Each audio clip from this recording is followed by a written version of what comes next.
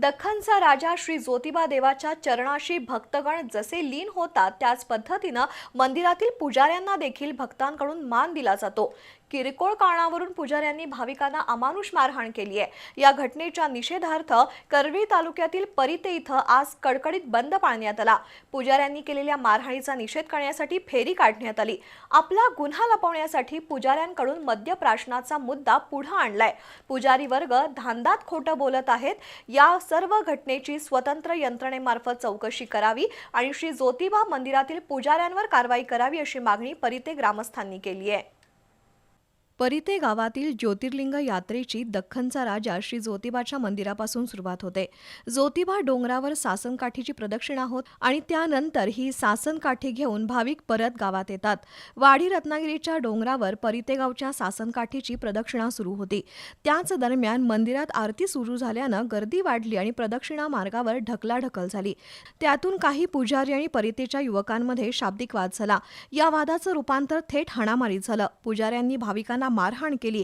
अमानुष पद्धतीने सुरू असलेल्या मारहाणीचा व्हिडिओ सोशल मीडियावर मोठ्या प्रमाणात व्हायरल झालाय। त्यानंतर पुजाऱ्यांनी परिते गावच्या भाविकांवर मद्यप्राशन करून गोंधळ घातल्याचा आरोप केलाय।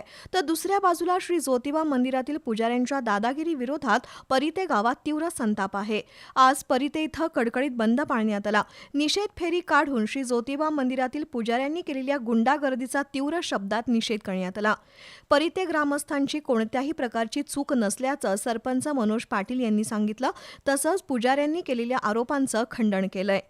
त्यांनी काही आमच्यावर हे सगळं घडत असताना सुद्धा काही पत्रकबाजी करून आमच्या गावकऱ्यांच्या लोकांच्यावर त्यांनी बरेचसे आरोप केले।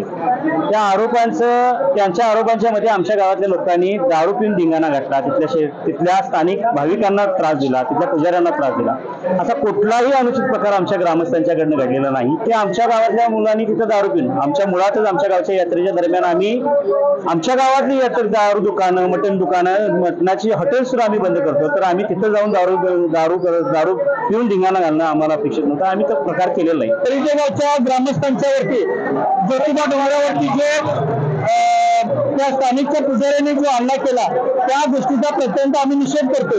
एका बाजूला आमच्यावरती चुकीचे आरोप करून महिलांची छेडछाड करणे, दारू पिऊन धिंगाणा घालणे असे जे आरोप केले हे पूर्णतः चुकीचे आहेत। आमची अशी मागणी आहे की जिल्हाधिकाऱ्यांनी या पूर्णपणे गोष्टीचा खुलासा चौकशी करावी, सीसीटीव्ही चौकशी करावी, जेणेकरून यामध्ये कोणी दोषी असतील त्यांच्यावरती कारवाई यासाठी आम्ही तत्पर आहोत। परंतु जर पुजारी जर या ठिकाणी दोषी असतील तर त्यांच्यावरती कारवाई करून त्या ठिकाणी पंढरपूरच्या धर्तीवरती पुजारी नेमून त्या ठिकाणी त्या देवस्थानचा कारभार करावा। आमचे 15 वर्ष आम्ही आमच्या गावची यात्रा ज्योतिर्लिंग षष्ठीच्या पहिल्या दिवशी बसून आम्ही चालू करतो आणि त्या पहिल्या दिवशी षष्ठीच्या पहिल्या दिवशी आम्ही ज्योतिबा वाडी रत्नागिरी ज्योतिबा इथे सासनकाठी घेऊन जातो आणि गावातील सगळे जमानवृद्ध लोक त्या सासनकाठीमध्ये सहभाग होतात आणि आम्ही सगळ्या जेवणाच्या महाप्रसादचं सुद्धा तिथे आमच्या लोकांच्यासाठी नियोजन करतोय। आणि असं असताना सुद्धा गेली 15 वर्ष असं कोणते शांततेत चाललं असताना काल असं काय झालं की ह्या पुजाऱ्याने आमच्या सासनकाठीवर हल्ला करून आमच्या सासनकाठी उडवून लावली,